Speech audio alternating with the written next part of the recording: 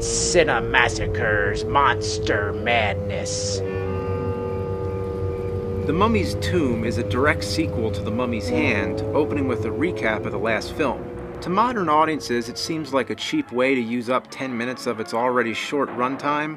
But keep in mind, back then, there was no home video. If you missed a movie in the theater, you missed it. The remaining 50 minutes of the film is set 30 years after the events of The Mummy's Hand. 30 years ago, and if we assume The Mummy's Hand took place in the present time of 1940, then that would make The Mummy's Tomb set in 1970. Well, it sure doesn't look like 1970. We can imagine it is. Yeah. Karras is his name. Kicking ass is his game.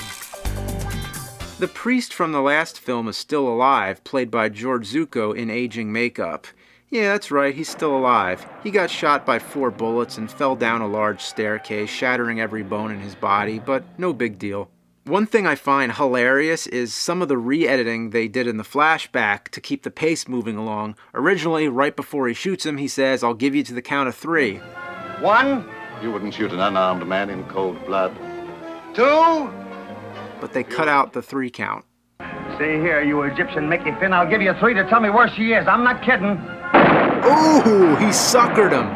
Anyway, he passes the job on to the younger priest, played by Turhan Bey, who for a while was one of the last surviving actors from the Universal horror films, but died in 2012 at the age of 90. Karras' new mission is, nothing more than to just kill off the rest of the archaeologists who invaded the tomb of Princess Ananka. But he doesn't stop there. He just kills anybody, just for the hell of it. All the characters who survived the last film are not so lucky this time. They're all killed off by a slow limping mummy crippled by fire burns from the last film, who always somehow manages to back his victims into a corner. This time, the mummy's played by Lon Chaney Jr., who you'll never recognize, but it's nice knowing that our favorite monster star of the 40s is under those bandages. The priest decides to take a woman as his bride. You will be immortal, even as Karras is immortal. But he's shot because that's the quickest, most convenient way to kill off the villain, and the mummy carries the girl away and is chased by the cliché townspeople with torches. Check out this guy. He falls on the torch. Did he get burned or what? It reminds me of Colin Clive in Frankenstein, who also falls on a torch. Did Universal have some kind of special safety fire or something?